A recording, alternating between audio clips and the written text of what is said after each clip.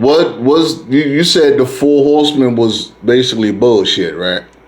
It was. And now when my man Arn Anderson, the enforcer, was talking all his shit, and he held either the television World Heavyweight Championship or it was that tag team championship. And when my man hold up, let me finish. When Arn at the Rick would finish talking or Tully would stop talking, Arn will always have that 4 up. And what did the 4 stand for, bro? That's fair. Nope. The 4 stands for excellence. That's what that 4 meant. When Arn said that shit, he said when we represent and show that word 4, it represents excellence. Especially when they got Chris Benoit. You remember the Canadian Crippler? Yeah, no, Chris was a real one, but I'll say this though, man. In terms of delivering, like, all right, NWO, you felt the threat. Mm-hmm. You felt it. These guys, they felt like they were like, I kind of felt like they were acting. Even though I was a kid, I was like, man, these guys ain't really like that. They probably the nicest guys behind folks doing. Mm-hmm. But like Kevin Nash, Scott Hall, when they were the villains, you felt it, man. You really felt when they were doing dirt. Like the Four Horsemen, I would try them more as like a face instead of a heel. Mm-hmm. I didn't really see them as like a bad guy type group. I always saw them as more like a Justice League of Wrestlers. Mm-hmm. I never seen them like, oh no, it's the Four Horsemen. I never seen them like that. Now let me ask you this, brother. Now, how you feel about the LOD? How you feel about LOD? Legion of Doom? Yes, sir. They sold it. They sold their ass. You was buying them clowns, man. The muscle meatheads. Yeah, they were more menacing. They were way more menacing. Man, hey, a bunch of fucking muscle meatheads. They make you feel. They make you feel it. Four Horsemen feel like they just left Fox News from a news report. They was beating the shit out of the LOD. Man, it was like, to me, Four Horsemen, they were so G-rated. They were so like. He said that. They were so G-rated. Like, they were so basic. They were like, basic? Yeah, I was basic. I'm not lying to you. You wouldn't tell those guys apart at a conservative convention. Right. I'm talking about the Four Horsemen. Yeah, that's why I'm listening to what you're saying. That's what I'm like, right? They always wore that damn going thing. They always was dressed with you proper. It's like, how can I respect y'all as a group of villains? Or like, oh, these guys are tough. And it looks like y'all just left a Fox News convention or something. Mm-hmm. Like Legion of Doom, they had the spikes, the red smoke, all that. Right. They had more going on. Like to me, I love, if you can sell me your character, you got me as a fan. Shawn Michaels sold HBK. Steve Austin, he gave us Stone Cold, the disgruntled worker who don't take shit from nobody. Mm-hmm. I love, like, you think about it, The Rock. Remember when he was first Rocky Maivia? Uh-huh. But he links up with who? The Nation of Domination. Hell yeah. He's the image of the Nation of Domination. That's when he started getting his confidence. Then he's no longer Rocky Maivia. He is now The Rock. Remember that? Yes, sir. My man had the sharp ass motherfucking sideburns, nigga. Remember that? He was referring to himself as their person from there on. All the time. Mm-hmm. All the time. He was an acting ass nigga. The part that got me, that sold me with Dwayne, the fucking elbow, dog. Yeah. The elbow sold me, and the eyebrow. The eyebrow was like, that's legendary. Nobody can do that shit. Look at what he did too. He went and sold to the people's eyebrow, and he sold it. Mm-hmm. That's the genius of wrestling. If you sell me your character, that's what matters. Mm-hmm. No look against Armstrong and them. They were kind of bland. Ric Flair sold it. I won't say that to you. He had more. He didn't really need a Four Horsemen. Ric Flair, he sold himself. Mm-hmm. With the flamboyant robes, the high flashy millionaire lifestyle, Ric Flair sold himself as a wrestler. Right. I will say that. Mm-hmm. But to me, I kind of rank wrestling based on the level of intensity how good they can sell it. Like Stone Cold, he represented the badass redneck who wasn't going to take shit from nobody. He embodied that. Mm-hmm.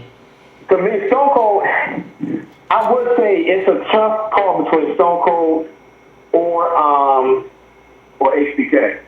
Very tough call. Because Stone Cold made you feel it too. I would give it to Steve Austin because he had the better attitude. He had the bullshit nonsense. But remember he came at Brian Pillman and Brian Pillman pulled the trap out?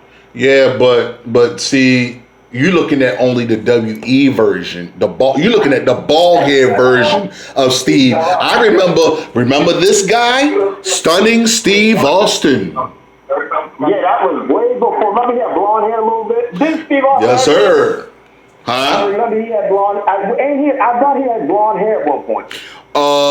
Steve Austin had blonde hair. Yes. Yeah, okay, so all right, because I'm going back to my childhood, bro. Mm-hmm. That's what I'm saying. Like, he was in a tag team tandem with the Ravishing Rick Rude. You know that, right? Yeah, remember he was going by $1 Million Man or something like that? Yeah, the $1 Million Champion. The $1 Million Champion. He had a slow progression into Steve Austin. Mm-hmm. He had the prototype of Steve Austin right before he signed at WWF. And then they said, you know what?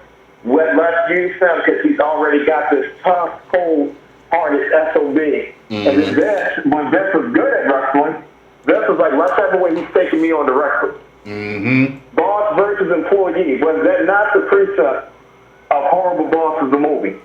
Pretty much. That's a blueprint right there. That was genius. That was the geniusness of the WWF attitude and the geniusness of Stone Cold. You're fighting your boss. Who's crazy enough to fight a man who's cutting your paycheck? That was the genius. They sold you on the absurdity too. You're fighting the man who cuts you the paycheck every week. Uh-huh. Think about that. Mm-hmm. That was how genius WWF was, man. Man, that's because he had Vince Russo, nigga. I ain't trying to hear that. Vince Russo was the fucking writer. And then. I'm about to tell you something. I want to hear this shit. Vince Russo was the greatest wrestling writer of all time. You said who? Vince Russo. Okay, that nigga was very talented. Yeah. Yes, the hell yeah. I can agree. I can agree. Vince Russo was like very talented. All right, yeah, because that nigga, he invented NWO. No, stop the cat. No, you mean a new blood version of the NWO, but he didn't create the NWO. He did come in right when it started. Well, I mean, what had happened was the simple fact that Eric Bischoff was losing ratings, and he was also losing money because, TNT was like over wrestling. Ted Turner was over wrestling. You know what I'm saying? So then it got to the point that's when everything started falling downhill. You know what I mean? Because they was going to let it go. They figured wrestling was going to be outdated and played out. And that's when that AOL started coming out, the internet shit. So it was more like they looking like way beyond the future compared to what's going on right now and how they can make right now to the future. Vince McMahon just decided to be more smarter than Ted Turner. You know what I'm saying? And he took that shit and ran with it. You can go ahead. When they did NWO, that was the greatest. To me, NWO was the greatest storyline in wrestling history. I loved it. I can agree. Up until like Sting confronted them. After Sting beat Hulk Hogan, it all went downhill. Mm-hmm. But you think about how genius this was. They had the crowd believing that former WWF employees are going to invade WCW. Did you know that? Uh-huh. That's why they didn't allow. That's why Kevin Nash and Scott Hall weren't allowed to do press releases saying we formally joined WCW because they had to sell to the crowd that WWF was invading WCW. Mm-hmm. Who had the better brand, Sal? I'm not gonna lie to you. It's a tough question to ask. Overall, WWE did. Man, you geeking, But, yo. You geeking. I'm not, because, Geeking. again, nah, bro. They had a better... So this is what happened. WCW had their foot on WWF's neck when they did the NWO. However, they overdid the NWO. It waned. And then it became that stupid red and black Wolfpack stuff. So WWF capitalized off of it. You had The Rock and the Nation of Domination, D-Generation X, the Hart Foundation. Then you had Vince versus Stone Cold versus everybody. The WWF gave you like 50 storylines. WCW only had these 3 storylines: NWO, Wolfpack, and then Hulk Hogan and WCW versus Billy Kidman and the New Blood. Remember that? Don't forget about Booker T, brother. Kevin Nash, Scott Hall, Eddie Guerrero, Chris Jericho.